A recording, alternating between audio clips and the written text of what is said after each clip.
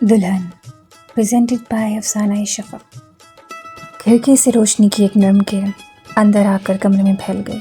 آج کا دن اس کے لیے خواب جیسا تھا، مگر دل کی دھڑکنیں جیسے ہر لمحہ تیز ہو رہی تھی۔ سرخ جوڑے میں ہلکی سی مسکراہٹ کے ساتھ وہ آئینے کے سامنے بیٹھی تھی۔ آج وہ دلہن تھی۔ پچھلے مہینوں کے ہر لمحے کی یادیں ذہن میں گھوم رہی تھیں۔ بچپن کی شرارتیں، ماں کی دعائیں، باپ کا پیار، بہنوں کی ہنسی، سب ایک فلم کی طرح چل رہا تھا۔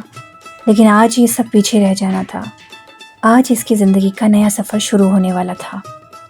ساتھ بیٹھی بہن بڑے پیار سے اس کے بال سنوار رہی تھی۔ تمہیں یاد ہے؟ بہن نے ہلکے سے کہا، بچپن میں تم گڑیا کو دلہن بنا کر سجاتی تھی اور آج تم خود دلہن ہو۔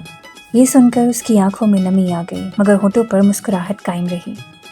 آئینے میں اپنے عکس کو دیکھتے ہوئے اس نے دل ہی دل میں دعا مانگی، یا اللہ میرا یہ نیا سفر خوشیوں سے بھر دے اور میرے لیے اپنے ہمیشہ میرے ساتھ رہیں۔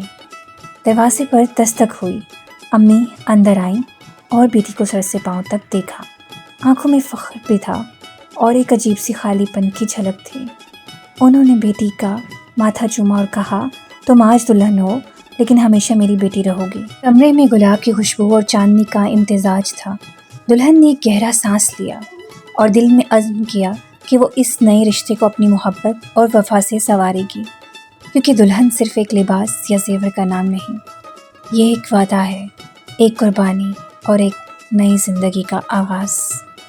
دوستو، مزید ایسی ویڈیو کے لیے ہمارے چینل کو سبسکرائب کیجیے اور اپنے دوستوں کے ساتھ شیئر کیجیے۔